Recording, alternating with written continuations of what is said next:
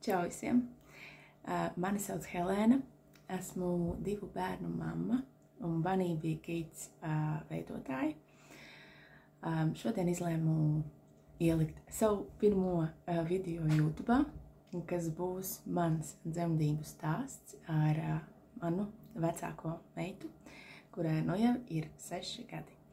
Ja tu vēlies nākamās 15-20 minūtes pavadīt kopā ar mani, es ļoti priecāšos. Varbūt paņem kādu tēju un turpin skatīties. Manas dzemdības notika pirms 6 gadiem, un ir diezgan grūti atcerēties, kāds tas process bija. Es zinu to, ka viņš nebija patīkams, viņš bija diezgan traumatisks, un mamām, kurām varbūt būs jādzemdē drīz, šīs video nebūs tas, ko skatīties. Es arī atceros to, kad es biju stāvoklī ar savu meitu. Es ļoti meklēju šādus dzemdību stāstus, jo man likās ļoti interesanti. Kad tu nezini īsti, ko tev sagaidīt, tad šis video noteikti nebūs mamām, kurām ir ļoti lielas bailes no dzemdībām, tā kā man tas bija. Tāpēc es vienmēr skatījos tādus ļoti mierīgus un jaukus dzemdību stāstus. Un vienmēr, protams, viņus atradu kādu sliktu, bet šis laikam nebūs, jo es stāstīšu visu, kā tas tiešām bija. Un es arī esmu pirms 6 gadiem atradu burtnīcu, kurā es arī biju pierakstījusi, kā tad mana meita dzima. Tā, ar ko lai sāku? Man bija 20 gadi, kad es paliku stāvoklī 2. reizi, jo mana vecākā meita ir mans 2. bērns, bet pirmās dzemdības. Par šo varbūt es atsevišķā video pastāstīšu, bet viens bērniņš ir debesīs. Un man bija ļoti bail no dzemdībām. Tā, ka tiešām ļoti bail. Jo vispār man nepatīk ne slimnīcas, ne slimnīcu gaisotne. Es biju arī noskatījusies ļoti daudz video par to procesu, un es ļoti baidījos, kā tas viss būs, un vai būs ok, un kā es to izturēšu, jo mans sāpju līmenis ir ļoti zems. Un man bija ļoti liels bailes, un es domāju, ka tas ir lielākai daļai mammu, kurām jādzimst ar bērniņiem. Manas dzemdības sākās 2018. gada 26. oktobrī. Mans vīrs tajā naktī nebija mājās, un es pamodos, man nebija nekādu priekšnesnešu to, ka man sāksies dzemdības. Mana grūtniecība bija ļoti mierīga, ļoti skaista, vispār nebija nekādas, nebija nekā slikta manā grūtniecībā. Un arī tad, kad pirms sākās manas dzemdības, man arī nebija nekāda priekšneša, pilnīgi nekādas nojautas to, ka kaut kas varētu sākties. Es biju bijusi pāris dienas iepriekš uz tonīšiem, un tur arī parādīja, ka viss ir kārtībā. Un, kad man vēl vecmāte teica, ka visticamāk to, ka būs jāierosina, jo izstāsta, ka bērniņš ir mierīgs un nedomā nākt ārā. Un pienāca 26. oktobra, 6:30, 7 no rīta. Piedzima man meita 40 nedēļās un 5 dienās. Es atceros to, ka es to nakti gulēju diezgan slikti, kā jau visām, uz grūtniecības beigām vispār pa nakti ļoti grūti gulēt, un par vairākām reizēm vajadzīgs iet uz tualeti, un tas naktsmiers ir ļoti slikts, un arī man viņš bija, tāpēc, ka man arī bija kuņa nenormāla dedzināšana, man arī ļoti tirpa kājas pa nakti, nevarēja nekādīgi iekārtoties. Un pulkstens kaut kādos, 8-7 no rīta, es pamodos no tā, ka man likās, ka man vajag uz tualeti, un ka man vajag uz tualeti pa lielam. Un es tagad, pieceļos, aizēju uz tualeti, un saprotu, ka nekas nenotiek. Tā sajūta pāriet, līdz ko es tieku līdz tualetē. Es domāju, labi, nekas, iešu tālāk atpakaļ gulēt, tomēr agrs no rīta. Domāju, man nekur nav jāiet, man nekas nav jādara. Es varu iet tālāk pagulēt. ielīdu atpakaļ gultā un jūtu, kad atkal nāk tā sajūta, ka tā kā vajag uz toleti. Kad nav īsti labas tādas sajūtas. Un es aizēju vēlreiz uz toleti un nekas nenotiek. Un tā sāp, tā kā tā sajūta atkal pāriet. Tas nav pat sāpes, tā ir vienkārši sajūta, ka tev vajag uz toleti. Ka tev tā kā ir vēdragraizes. Un tā bija kaut kādas 3-4 reizes no rīta. Un es sapratu, ka varētu būt, ka tas ir laiks, kad mazajam ir jādzimst. Es uzreiz zvanīju savam vīram, kā jau teicu, viņš nebija mājās. Es zvanīju savam vīram, es teicu, laikam viss ir sācies, mums jātaisās ir uz slimnīcu. Es pirmo reizi man ir dzemdības, es pat īsti nezināju, kā tas viss būs, kas man ir jādara. Tā tūlītās. Tad sanāk 9 no rīta. Es sāku uzņemt starplaikus starp šīm sajūtām, jo tas vēl nebija sāpes. Tās bija tikai sajūtas. Starp šīm sajūtām bija 8 līdz 6 minūtes apmēram. Viņas nebija sāpīgas, bet viņas palēnām sāka kļūt tādas intensīvākas, lielākas, tā kā vētrgraizes, tā kā kaut kas uz to pusi. Un līdz kaut kādiem vīrs atbrauc mājās, es tā sāpes sakarā to, ka viņas kļuva intensīvākas, es jau sēdos uz bumbas, es mājās jau virpinājos uz bumbas un klausījos mūziku, kuru es biju sataisījusi arī playlistu, jo ziniet, tad, kad man būs šis dzemdību sākums, ka es ļoti gribēšu, man skan fonā mūzika, jo mūzika ir tas, kas mani nomierina. Un virpinājos uz bumbas, vīrs jau bija mājās, mēs salikām manu somu līdz galam, arī vīrs savas mantas salika. Vēl kaut ko mēģināja apēst, bet īsti neko vairs iekšā nevarēja dabūt. Es, man liekas, atceros sapēdu var pus sieriņu, kārums sieriņu pusi no mazā sieriņa. Es nevarēju īsti neko iēst.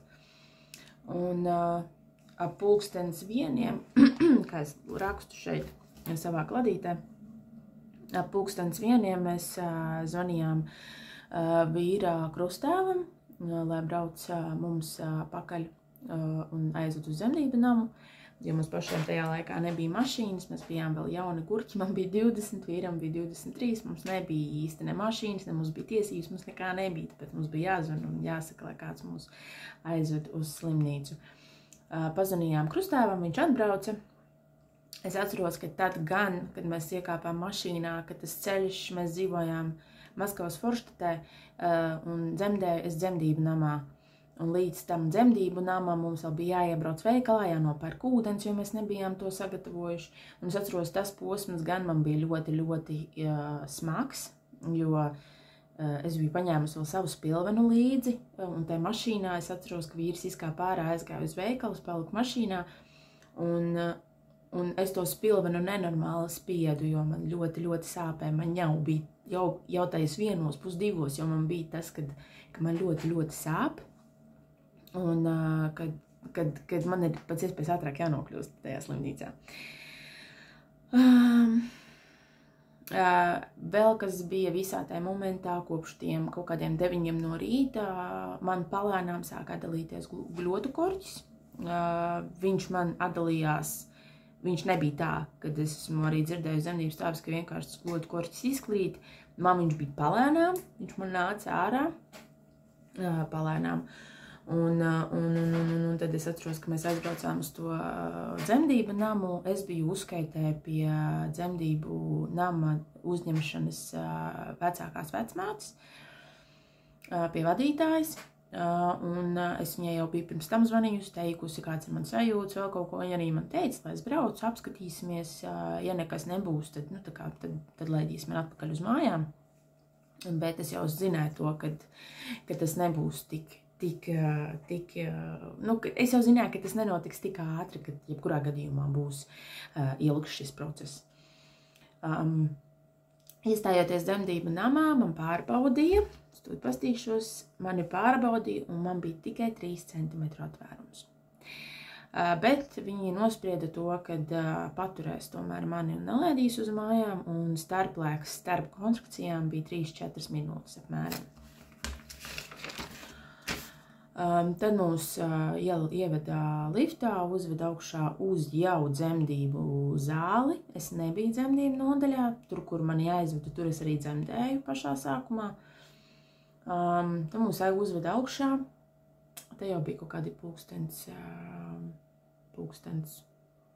3, mani pielika pie tonīšiem. Nogulēt es nevarēju, man bija ļoti, ļoti sāpīgi.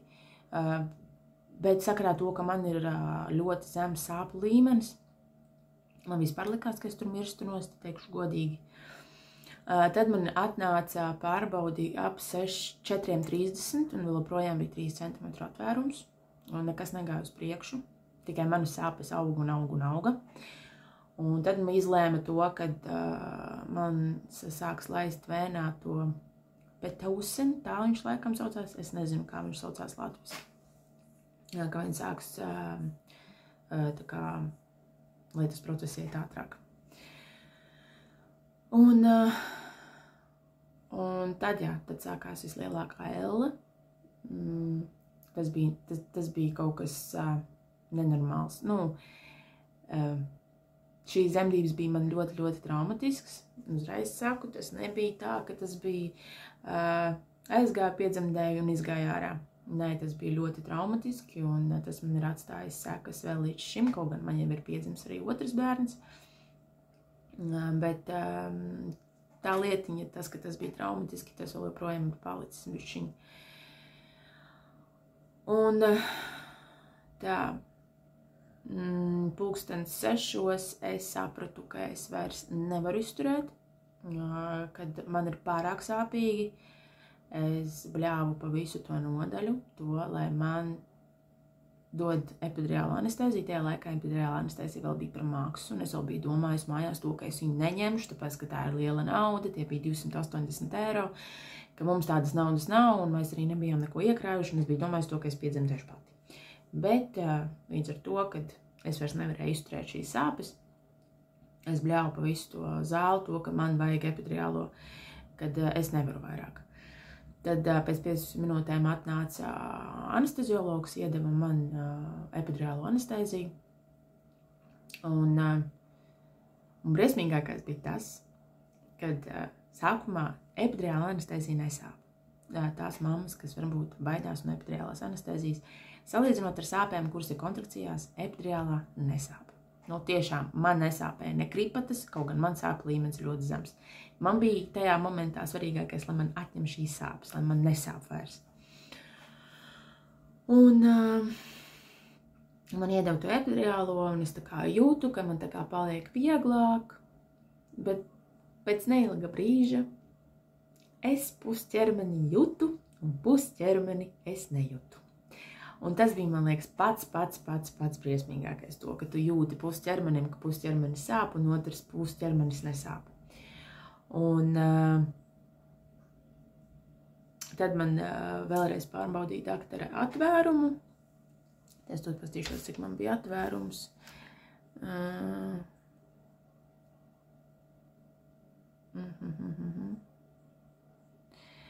Jā, man pēc stundas sāka atkal sāpēt. Pirmo stundu man bija ok, man nebija nekādas, man vispār bija noņemtas sāpes. Pēc stundas man bija tā, pēc epidurālās stunda pagāja, un tad es sāku just pusķermeni, un pusķermeni es nejūtu. Un tad es saucu vēlreiz doktori, teicu to, lai man dod vēl vienu devu ar epidurālo, un 8:30 atnāca pārbaudīt man atvērumu, un atvērums bija 6 centimetri. Un tajā laikā man arī pārdūra ūdeņus. Ūdeņu pārduršana nav sāpīga, bet viņa ir nepatīkama. Tiešām, kā tagad atceros, tas nebija īsti patīkami, tas bija diezgan tā, nepatīkama sajūta. Tad mēs kaut kā, es vēl joprojām jūtu pusķermeni nejūtu. Un Un visu to laiku es kaut kā mēģināju runāt ar vīru, lai man tas viss, lai viņš man novērstu uzmanību no tām sāpēm, viņš man masēja muguru, viņš man tur visu kaut ko darīja tikai, lai man pārietu tās sāpes. Un tā mēs kaut kā no 8:30 līdz 12:00 vakarā izmocījāmies. Abi divi, es uz bumbas, viņš man blakām. Un 12. naktī man atnāca pārbaudīt atvērumu un bija 10 centimetri. Bet meitiņa bija ļoti, ļoti augstu. Viņa nebija zema nogājusi, viņa bija ļoti augstu, bet atvērums bija 10 centimetri. Un tas, laikam, ir pats trakākais, kas manā dzīvē ir noticis. Salīdzinot ar otrām dzemdībām, šīs pirmās dzemdības bija vienkārši, es vēl joprojām to atceroties, tas bija diezgan smags. Tas reāli bija smagi. Jo 12:00 vakarā mums pateica, 12:00 vakarā mums atnāca daktere un pateica to, ka mums ir jāspiež pašiem 2 stundas. Mums ir jāspiež divatā zālē, lai dabūtu bērniņu uz leju. Mēs spiedām. Jo man, kā jau 10 centimetros, nāk kontrakcija. Nāk šī kontrakcija. Un tas priekš manis bija pats briesmīgākais moments, kad tu mēģini spiest, un tev sāp, un tu spied, un es biju tik nenormāli pārgurusi no visām tām sāpēm, no visa tas, kas bija dienas gaitā noticis, ka man jau vairs nebija spēka spiest, un man tagad vēl pasaka to, ka man 2 stundas ir jāspiež ar vīru vienai.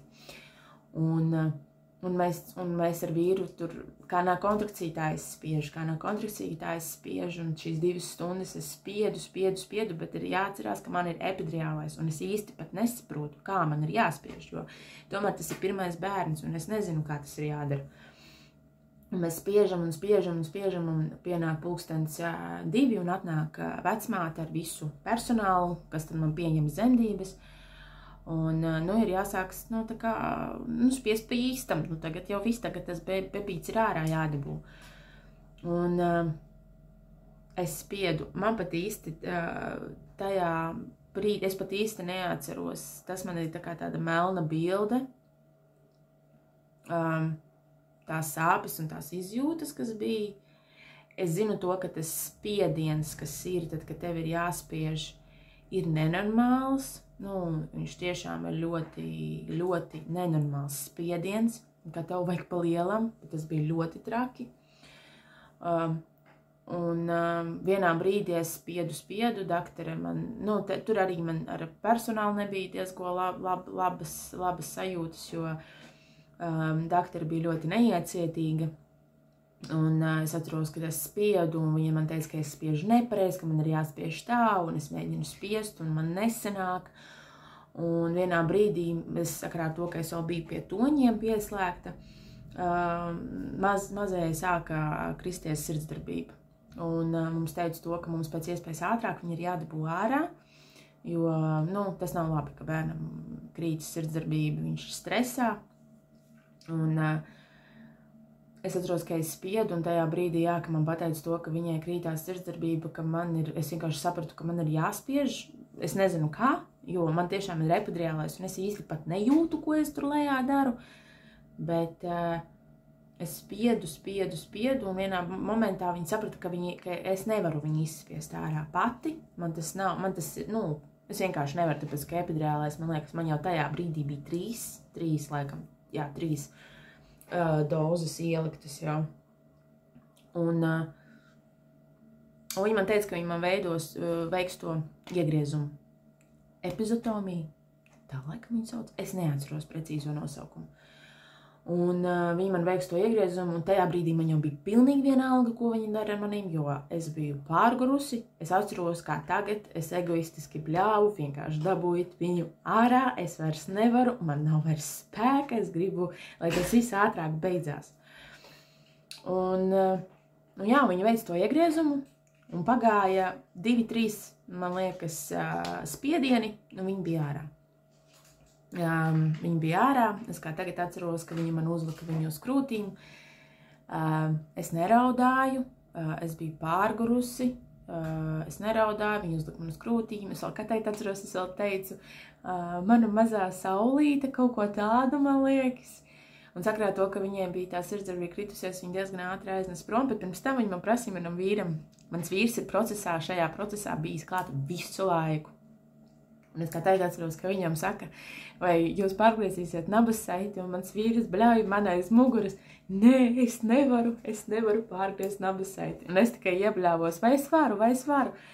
Un tad es arī pati pārgriezu nabas saiti.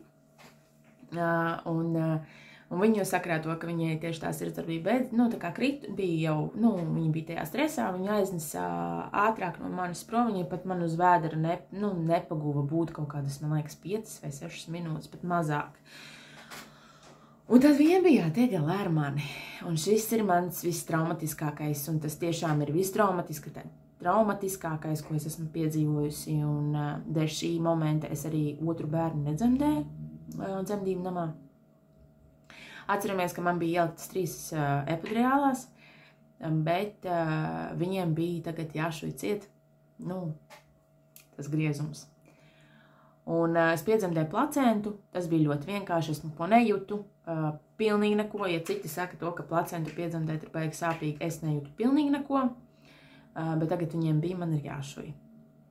Un tas laikam bija pats trakākais, jo viņi man sāka šūt, bez anestēzijas iedošanas tajā vietā, kur ir jāšuj. Jo, redz, man taču ir 3 epidurālās anestēzijas, un kā tad es kaut ko varu just tur lejā? Bet līdz ko viņi man ielika pirmo adatu, pirmo dūrienu, es sāku bļaut, jo tas bija nenormāli sāpīgi. Un es bļāvu, un es viņiem teicu, es nevaru izturēt, man sāp, nešvīt man, ja, pirms jūs man neesat iedevuši kaut kādu atsāpinošo līdzekli tam rajonam. Un tā vecmāte sāka uz manīm bļaut par to, ka kā tev kaut kas ir sāpēt, tev ir 3 epidurālās, tev tur nekas nevar sāpēt. Es saku, bet man sāp, es jūtu. Un tajā brīdī es redzēju, ka viņa palika ļoti dusmīga, un viņa paņēma to anestēziju, iedūra, un tad man sašuva. Šūšanu pašu kā tāda, ka man iedeva anestēziju šūšanu tādu kā pašu, es tā sāpes nejūtu, bet es jūtu diegus.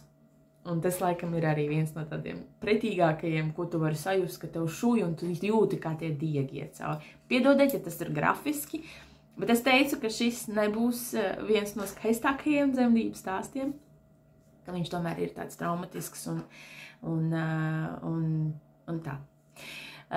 Pēc tam, protams, mani sašuva, es nevarēju paiet, es nejūtu kājas. Man bija 2 stundas dzemdību zālē ar savu meitu, es pavadīju un vīru, mēs 2 stundiņas pavadījām, un te jau pēc 2 stundiņām mūs veda uz ģimenes palātu, mēs bijām izvēlējušies ģimenes palātu. Ar krūts barošanu arī nebija viegli, tur dzemdību arī tās 3 dienas, ko mēs pavadījām, mēs sākām arī dzemdību namā jau dot piena maisījumu, jo man nebija normāls piens, un man arī nav vispār tas veidojums tāds, lai es varētu barot. Man bija jāpērk uzgaļi un visas tur peripētijas, bet meitiņa piedzima vesela, skaista, ļoti mīļa, ļoti skaists bērns, bet sakrā to, ka tas bija traumatiski. Es ļoti baidījos viņai iet klāt, es ļoti baidījos viņai mainīt pamperus, es ļoti baidījos vispār viņai pieskarties. Un tā. Tāds laikam arī ir mans dzemdību stāsts. Atlapšanas periods bija 2 nedēļas, es nedrīkstēju sēdēt. Sāpes nebija nekādas.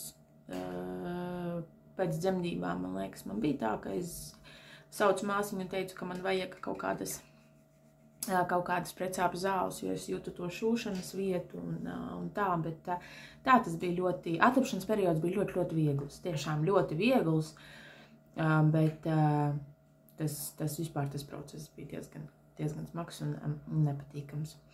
Bet jau meitai ir 6 gadi, Viņa ir liela, forša meitene. Un tā kā paldies, ka noklausījies mani dzemdību stāstu. Un,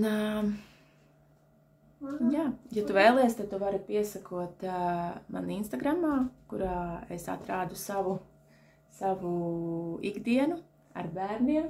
Atnāc parādies. Tu sakrāsojasies.